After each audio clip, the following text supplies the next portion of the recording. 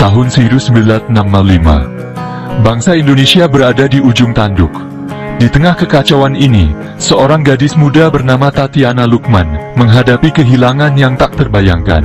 Ayahnya, M.H. Lukman, seorang tokoh penting di Partai Komunis Indonesia, menghilang. Beberapa dekade kemudian, pencarian Tatiana untuk ayahnya berlanjut. Beban ketidakhadirannya tidak pernah meninggalkannya. Kisahnya adalah bukti kekuatan abadi keluarga dan kebutuhan manusia akan kebenaran. Perjalanan Tatiana membawanya kembali ke rumah masa kecilnya, di Menteng, Jakarta. Pencariannya akan jawaban menjadi pencarian keadilan, sebuah panggilan bagi Indonesia untuk menghadapi hantu masa lalunya. Menteng, sebuah daerah rindang di jantung kota Jakarta, adalah surga masa kecil Tatiana. Rumah keluarga Lukman ramai dengan kehidupan dan tawa. M.H. Lukman, seorang pejabat tinggi PKI, adalah seorang ayah yang penyayang dan berbakti. Tatiana mengenang ikatan erat mereka. Ayahnya dengan sabar mengajarinya naik sepeda, cerita pengantar tidur yang ia rangkai. Kehidupan di Menteng adalah permadani yang dijalin dengan hak istimewa dan semangat politik. Namun, di tengah arus politik, Tatiana mengingat masa kecil yang penuh dengan kegembiraan sederhana, bermain dengan saudara-saudaranya di taman mereka yang luas. Namun, di bawah permukaan kehidupan yang indah ini, ketegangan politik membara. Indonesia di awal tahun 1960-an adalah bangsa yang terperangkap dalam perubahan. Presiden Soekarno memperjuangkan visi Indonesia Merdeka. Partai Komunis Indonesia, dengan janji-janji kesetaraan sosial dan keadilan ekonomi, menemukan lahan subur. M.H. Lukman, seorang yang sangat percaya pada ideologi komunis, adalah tokoh penting di PKI. Sebagai orang kepercayaan pemimpin partai DNIDIT, ia memainkan peran penting dalam membentuk arah partai. Namun, kehidupan politiknya memberi bayangan panjang bagi keluarganya. Tatiana ingat nada suara yang pelan, pandangan khawatir yang dipertukarkan antara orang tuanya. Terlepas dari ketegangan politik, kehidupan di rumah tangga Lukman berjalan terus.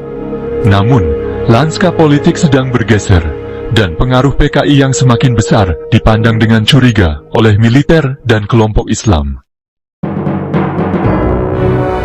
Malam tanggal 30 September 1965 selamanya terukir dalam ingatan Indonesia. Percobaan kudeta yang kemudian dituduhkan kepada PKI mengirimkan gelombang kejutan ke seluruh negeri. 6 jenderal tinggi angkatan darat diculik dan dibunuh. Peristiwa malam itu menjerumuskan Indonesia ke dalam jurang kekerasan dan teror. Berita percobaan kudeta sampai ke rumah tangga Lukman seperti angin dingin. Militer yang dipimpin oleh Jenderal Soeharto dengan cepat mengambil kendali, menyalahkan PKI atas kudeta tersebut, dan melepaskan gelombang pembersihan anti-komunis. Saat tindakan keras militer meningkat, ketakutan mencengkeram bangsa. Bagian 5, seorang ayah menghilang, kisah yang berbeda dan keraguan yang tersisa. Setelah percobaan kudeta yang kacau, M.H. Lukman menghilang. Suatu saat, dia ada di sana, sosok yang meyakinkan dalam hidup mereka, dan selanjutnya, dia pergi. Kisah-kisah yang saling bertentangan tentang nasibnya berputar di sekitar Tatiana dan keluarganya. Beberapa berbisik bahwa dia telah ditangkap oleh militer, diseret di tengah malam. Yang lain mengklaim dia telah dieksekusi, tubuhnya dibuang ke Laut Jawa. Kurangnya informasi yang konkret, kesunyian yang disengaja seputar nasibnya, hanya memperdalam kesedihan keluarga. Beberapa dekade kemudian, misteri seputar hilangnya M.H. Lukman tetap ada. Bagian 6, tercerai-berai dan dibungkam perjuangan keluarga Lukman. Hilangnya M.H. Lukman menghancurkan keluarga Lukman. Rumah mereka, yang dulunya merupakan tempat perlindungan kehangatan dan tawa, disita oleh militer. Tatiana, bersama ibu dan saudara-saudaranya, terpaksa bersembunyi, hidup mereka terbalik. Stigma terkait dengan PKI mengikuti mereka seperti kutukan. Mereka dikucilkan oleh komunitas mereka. Permohonan mereka untuk informasi tentang M.H. Lukman dipenuhi dengan keheningan atau permusuhan. Tatiana ingat ketakutan yang terus-menerus, bisikan-bisikan di belakang mereka. Kehidupan mereka yang dulu nyaman telah direduksi menjadi perjuangan sehari-hari untuk bertahan hidup. Bagian 7.